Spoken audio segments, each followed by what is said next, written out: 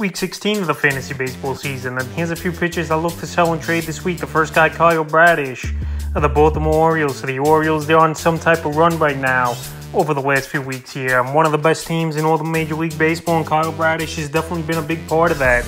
But I don't know if Bradish is going to keep it up at this point. So on the season, 6-5 record, 97.1 innings, 92 Ks, a 3.05 ERA, 1.13 whip on the year, and 10 quality starts. So he's gone out there, especially the last month of the season, and he's been one of the best pitchers in fantasy baseball in that time. 32.1 innings, 3-2 record, 32 Ks, a 1.39 ERA, an 0.87 whip, and 5 quality starts. So Bradish, no doubt about it, like I said, he's going out there pitching great baseball, and he's been one of the better pickups off the waiver wire this season for fantasy owners. But like I said, I don't know if it's going to keep up here for Bradish for the remainder of the season. He hasn't pitched that many innings in his career. Last season, I believe, was the highest of his major league career, pitching 117 innings. So right now, with those factors against him and this Baltimore team in a tough division, even though he's taking care of business versus the tougher teams lately, I think Bradish right now is peaked out value. July 6th at the Yankees, 6 innings,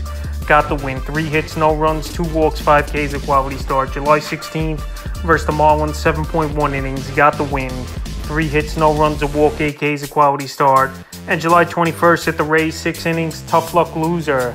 6 hits, 2 runs, a walk, 5 hits, a quality start. So 5 games in a row now for Bradish. He's got a quality start under his belt. And I'm not saying just stump him for anything, but right now, while he's pitching the best baseball of his young major league career, this is a perfect time to sell him high because he wasn't an over-the-top rated prospect. And like I said, he's in a tough division, even though the last 2 out of 3 outings were versus division rivals, and he took care of business for the most part. But if you could get a good bat for a guy you picked up off the waiver wire in the last few weeks here, this would be a time to sell Bradish high this week. The next pitcher is his teammate Felix Bautista of the Baltimore Orioles. So you know how I am with closers this season. I'm just not big on them in general. I know Bautista's having one great season, no doubt about it. 49 innings, 5-1 record, 28 saves, 96 Ks, and 0.92 ERA, 0.86 whip. So Bautista this season, the best closer in the league, arguably, for fantasy baseball. And he's going out there and he's mowing teams down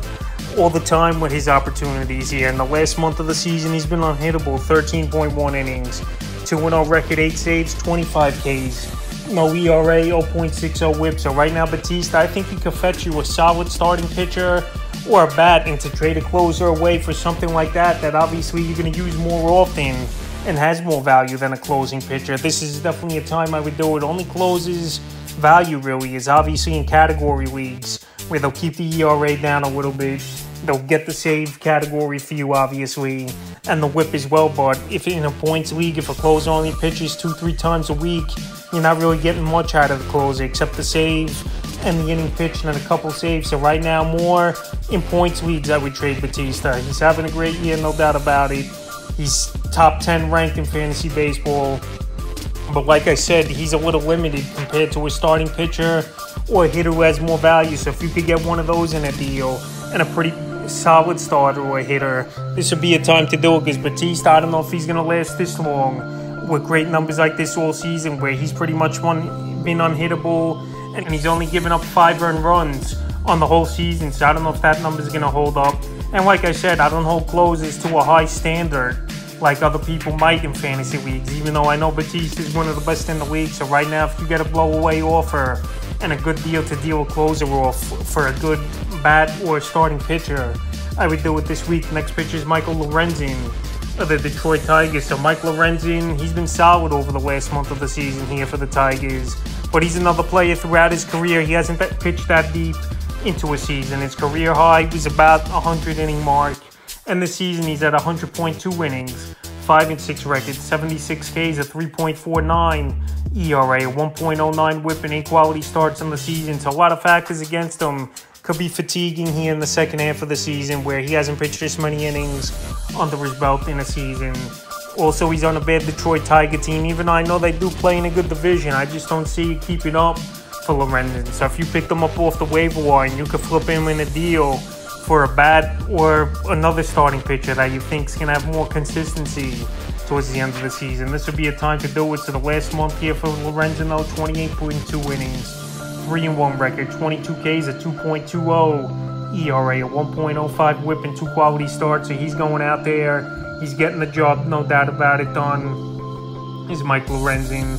And it's a good thing to see some of these pitchers that obviously have struggled throughout their careers having a good year. But like I said, going off that track record with the struggles throughout his career, I just don't think it holds up. In the last 2 matchups, he's taken advantage of pretty poor hitting teams. July 15th at the Mariners, 6 2/3, got the win.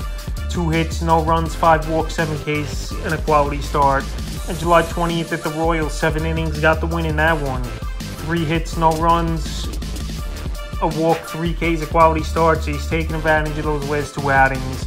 And we'll see what Lorenzen can do here tonight versus one of his former teams, the Los Angeles Angels, where obviously their hitting's way better than the Royals and the Seattle Mariners. So right now, Lorenzen's pitching good baseball, and a guy who could go the other way now, obviously, with the matchup tonight versus the Los Angeles Angels.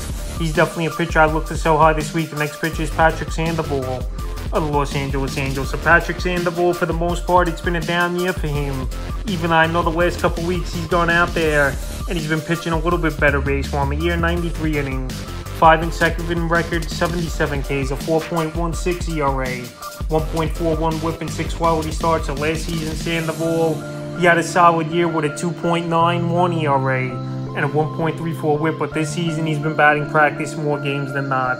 Is Sandoval. I know he's coming off a good outing, but I don't take much stock into it versus a New York Yankee team. Without Aaron Judge, they're one of the worst offenses in the league this season. So I know Sandoval coming off that good start, and it still is the Yankees. I would sell him off just that good start alone, because the last few games here for him, we really haven't seen much. June 23rd versus the White Sox, 5 innings, got the loss. He got lit up in that one, 8 hits, 7 runs, 2 walks, 8 Ks in that one. July 5th at the Padres, 5 innings, 2 hits, a run, 4 walks, 5 Ks. And then the ball game versus the Yankees, July 18th. 7.1 innings, got the win.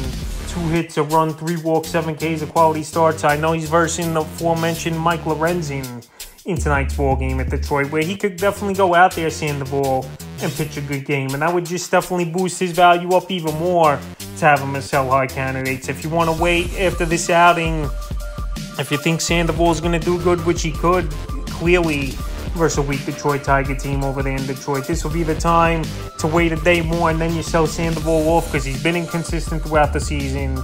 His ERA's jumped up 1.5 points almost from last season to this season here. And he's been batting practice more games than not, where he's been getting hit pretty hard.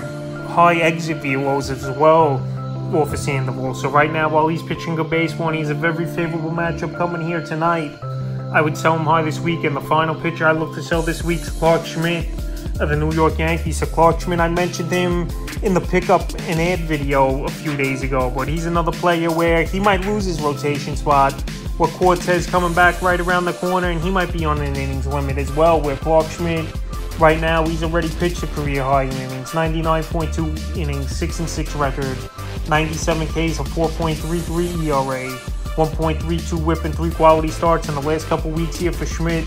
11.2 innings, 2-0 record, 10 Ks, a 3.86 ERA, 0.86 whip, and a quality start. So right now, Clarke Schmidt coming off 2 good outings. I'm not going to look much into it either here with Clarke Schmidt. It was versus 2 weak hitting teams, even though one game was at Coors Field, where obviously it's a hitter's haven over there for the Rockies. And then the other one versus the Royals, that's the worst team in the league pretty much, besides the A's and the Nats. So the last couple games here for Schmidt, July 9th versus the Cubs, 2/3 of an inning in relief in that one.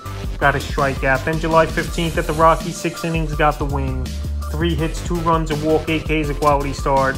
And July 21st versus the Royals, it wasn't even that great of an outing. 5.2 innings, got the win. 5 hits, 3 runs, a walk, 2 Ks. So Schmidt, with the innings limit possibly being on him this season here for this New York Yankee team. Hector Cortez coming back sooner than later, where he's eligible to come off the injured list August 3rd.